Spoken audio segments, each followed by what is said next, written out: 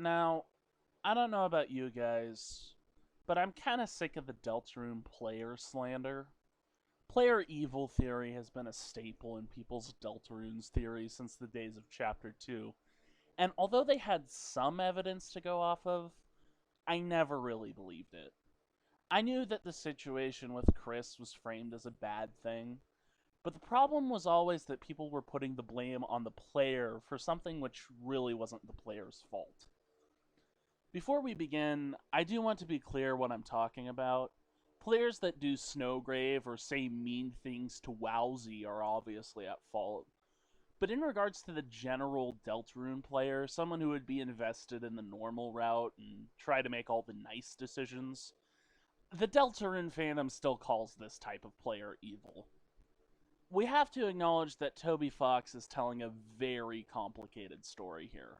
One where we can't necessarily put the blame on the player for something he made obvious was not the player's fault. Let's go back to scene 1, the Goner Maker. We make a vessel, give it a personality, give it a name. It's very mysterious, and the average player may not fully understand what they're doing. Furthermore, it's unclear what type of the relationship the player would have with this vessel. The player in Undertale seemed to have a positive relationship with Frisk in the pacifist route of Undertale, sort of being a guardian angel who would offer protection and wisdom. It's true we control Frisk, but the game gives us subtle hints that Frisk doesn't have to do what we say. Frisk will refuse certain mean options during the Amalgamate fights, like laughing at Snowy. Frisk has a wider range of things Frisk can say at a simple command. It's not immediately obvious if Frisk is forced to do everything we say, or if Frisk is just that trustful to do everything we say. Because, after all, Frisk has a morbid enjoyment of the genocide route, smiling during it without our input.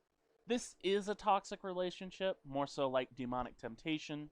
The game even literally refers to it as demonic temptation. But it's still something where we don't even really see an effort by Frisk to resist us. A lot of people say we would just be a puppeteer of the vessel. I don't think that's a given like everyone else says. It could be, but we really don't have a way of knowing. After we create our vessel, some unknown force discards it. I'm not going to get into who, probably a member of the Bunker Gang, maybe even Chris. That is a likely theory. But it's clear we didn't really get shoved into Chris by choice. Even the Goner vessel doesn't entirely feel like our choice. As for me, I'd more so want a mech suit to pilot around, sort of like Mettaton got in Undertale. You know, he had the robot body. It was just a robot, so it's like that wasn't really portrayed as a negative thing, and I'd personally prefer that to controlling a human that doesn't really want me around. Now, why am I bringing up personal opinion? Simple. The only way meta narratives work is if the player is the player. The player's personality is the player's personality. And so, if there's a player which has a desire to interact with this world without controlling a sentient character, it'd feel like something Toby Fox should address instead of just forcing the player in the role of villain. Something I'm sure he will address, and I'll explain why throughout this video. Regardless of who discarded our vessel, we somehow get forced into Chris. Quite confusing setup, one we just kind of have to roll with. Chris gets out of bed, but won't move any further until we move Chris. That's a little weird. So, being trapped in the body of this kid we don't entirely understand the nature of yet, our only input options are to move and interact with stuff. The antithesis of Deltarune is the statement we get from Susie, "Your choices don't matter." This is directed at Chris, but it feels like it's also directed at the player. The player is told by the vessel discarder, "You don't get to choose who you are in this world." And Susie, our first antagonist of the game, she says this too, essentially. This antithesis tries to tell us that we don't get to choose who we are in this world. And the fan base does too. The fan base tells us that the player is evil in all routes. Even if the player makes a good decision, they're forcing Chris to do it. Therefore, player evil. But the fact is, we were forced into this situation just as much as Chris was. We're two entities forced to share a body. And I'm not going to put the blame on anyone in this video, even though I have a theory. We both want to be part of this world, and we're forced against our will to share a body. So what's the morality of that? Do we stay quiet and exist the rest of our time in this world as a silent lump in Chris's chest? Or do we try to get help? Do we try to talk to someone so we both can find freedom? It's a complex question, but one where I don't necessarily think the one who just happened to get more control is the one at fault. I have no mouth, and I must ask Chris what happened. I have no mouth, and I have a million questions about this world. My only way to communicate is through Chris, and I know Chris doesn't like it, but I don't know what my other option is. Even when I communicate through Chris, it's through very limited dialogue options. So, yeah. Let's think of this in terms of player angel theory. Now, biblical angels can be either good or bad. They could act like Jesus, or they could act like Satan. I don't think Deltarune's lore is as simple as us using demonic possession, like the common theory states. Undertale's prophecy was a simple prophecy, with similarities to a messianic prophecy. One who has seen the surface shall descend, and the underground will go empty. It's sort of a double meaning depending on which route you take.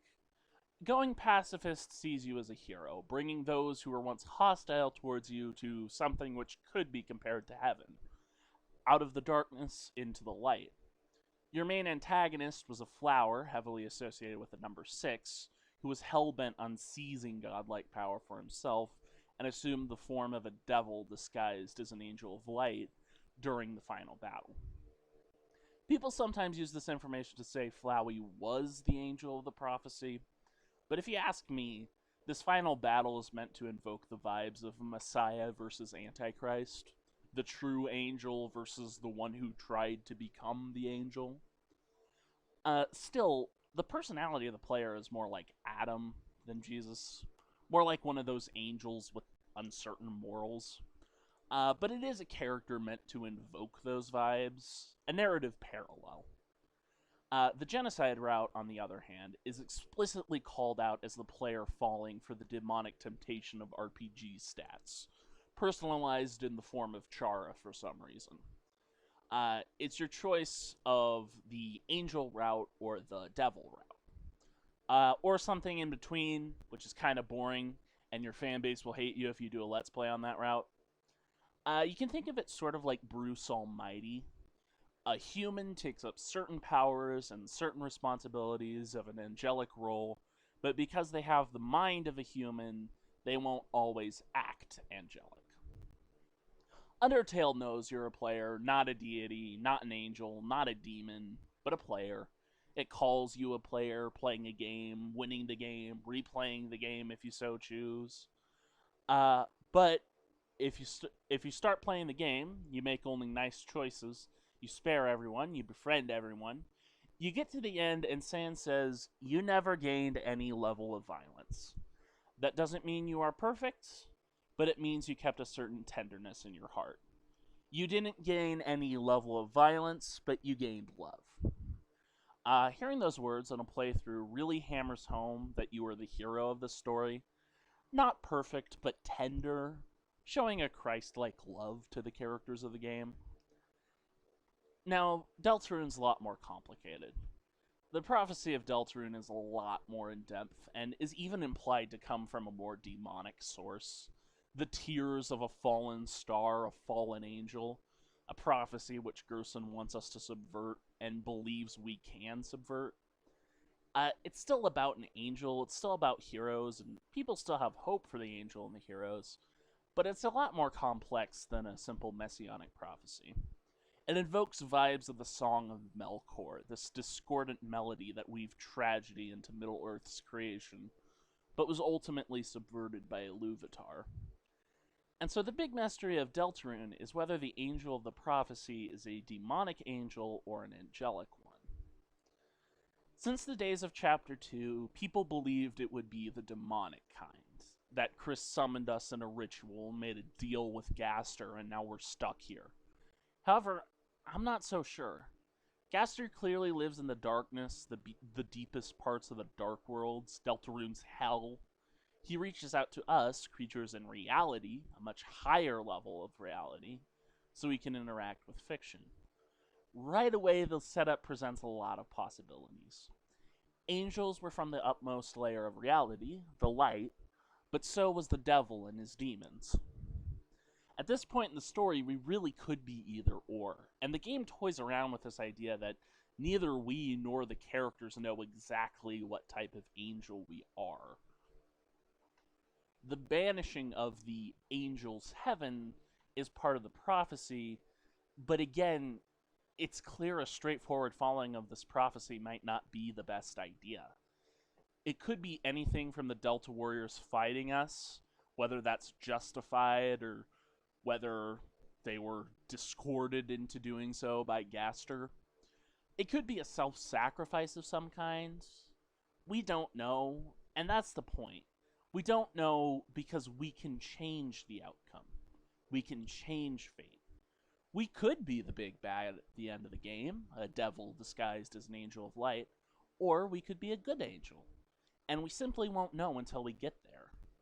I want to discuss how Deltarune uses the words hellish and heavenly. Hell is tied to control. Either control or control disguised as freedom. Queen's reign is hellish, forcing wires on the faces of those who disagree with her, drawing fountains from deepest darkness. Jevil believes he is free, but he is caught in a delusion. He's stuck in a cage and trapped in loneliness he won't admit is a prison in and of itself. The devil offers freedom on a silver platter, then traps man in a cycle of unfulfilled cravings, unfulfilled wants, unfulfilled desires.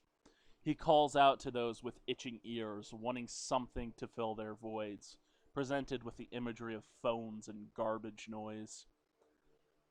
We spend so much of our time in this game trying to sever these hellish links, these relationships of control and manipulation. Our choices do it. And yes, Chris probably would have made a lot of these choices without us, but these prompts are the only way to make our desires known. Our desire is to cut the werewire's wires. Our desire is to cut Spamton strings. Our desire is to knock the control crown off of K-Round. Meta-narratives only work if the player is the player. And if the player of Deltarune wants to see an ending where the characters are free, even Chris, don't you think that same Deltarune player would jump at the opportunity to free Chris? Don't you think that same Deltarune player would jump at the opportunity to tell Chris to be themselves just like they do with Rousey? Okay, so I'm not arguing the character of Gerson Boom is a religious man in lore. He might not be. But he is meant to invoke the vibes of writers like J.R. Tolkien, C.S. Lewis, Lewis Carroll. These religious book writers who would weave Christian morals into their many stories. And Gerson is the one who tells us to change Gaster's story, the prophecy of the fallen star, just like Iluvatar did with Melkor. He, so far, is the only character to give us a healthy view on freedom. There are two characters I want you to look at which could provide interesting mirrors to the player. The first is the Werewire. A wire has forced itself on the face of the innocent plug boy, morphing it into a spindly creature. The hellish rain spreads its wires and takes control. However, the other character I want you to look at is the Mizzle, a peaceful water angel trapped inside a water cooler. In Chapter 4, they float next to the water coolers, free of their prison, but in Chapter 3, when they are in Tenna's world, they are subject to contracts which trap them in these plastic coolers. So you have this imagery of a caged angel, But then you also have this imagery of the hellish rain being sort of like this controlling devil. Let me discuss two incredibly different types of indwellings mentioned in the Bible. The first is demonic possession. Once a demon enters, it will control. It will speak in a voice much different than its host. It will contort. It will bend the body towards evil deeds. Only the light of Christ can cast out a demon. And then there's a separate type of indwelling, a much more comforting indwelling, the indwelling of God. Christians are filled with God's presence when they agree to it, when they come to faith. God speaks to the Christian in a voice like that of a louder conscience. However, the free will of the man is left intact, in regards to what extent free will exists.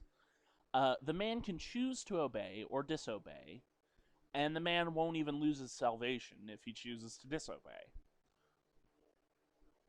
Although angelic indwellings aren't really mentioned in the Bible, and I stand by the idea that even a normal route player is more similar to an angel than God himself, I think we should consider both of these types of indwelling and try to figure out what the player is. The problem here is that it's very hard to determine what level of control we have over Chris. The weird route is obviously tied to devil imagery, such as the Devil Door in the S-Room games, Matthew 4 and the Temptation of Christ, us being the ones to force the Thorn Ring into Noel, using Chris as our Judas figure to do so, before Chris tries to kill themselves like Judas did. However, there are some interesting moments in regards to how Chris can just straight up disobey the player. Trying to play the piano in Chapter 4, even if you play it correctly, Chris will mess up on purpose. And I think this is just due to the fact that Chris wants to have a moment for themselves, not even really in hatred of us. Still, it's evidence that Chris can just disobey us if Chris wants. I think the big thing, though, is that it's really hard to tell which prompts Chris can and can't refuse. To the point where there is a possibility of Chris choosing to do everything we say. But the question would then become why? Well, I do have one theory. Perhaps this is because someone else wants Chris to obey us, to like the letter. Chris made a promise, and knowing Sans' promise from the original Undertale, a promise is not something easily broken in Toby Fox's stories. Perhaps a promise to keep us contained, but also perhaps a promise to do what we say. Admittedly, I don't know. Biblically, you're not supposed to make promises at all. But I do think that Chris is very strict on the idea of keeping a promise. Until you do weird route and you do something unforgivable, so.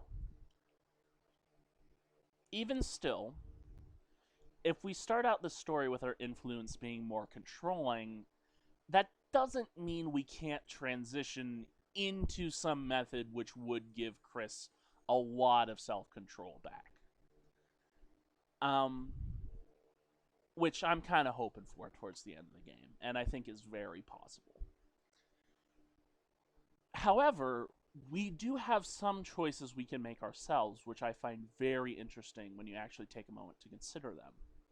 First of all, we can recruit everyone. When we do, the game rewards us. We get these satisfying cutscenes of all our friends coming back to help us at the end of the game. They'll call us way nicer than the king, or way nicer than Tenna. Even the church residents recognize us as the heroes of the prophecy if we show them kindness. If you ring the bell of judgment at the end of Chapter 4, and you were kind throughout your whole playthrough, it will say you were kind. Why do we narratively get rewarded for good deeds if our good deeds are just forcing Chris to do stuff against Chris's will? Every narrative decision we can make to be good is rewarded. And one of the most interesting I find is any given option we have to tell Rousey to be himself.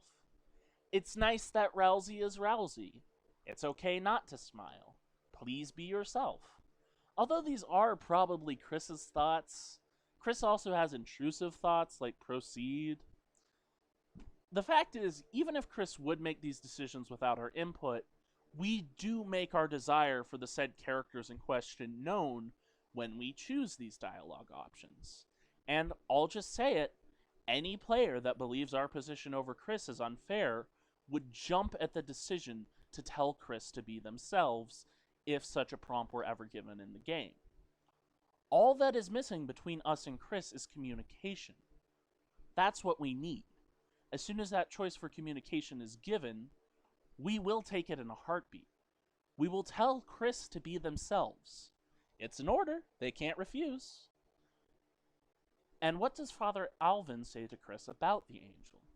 Let the angel's power light your way, and I hope you find the words you seek.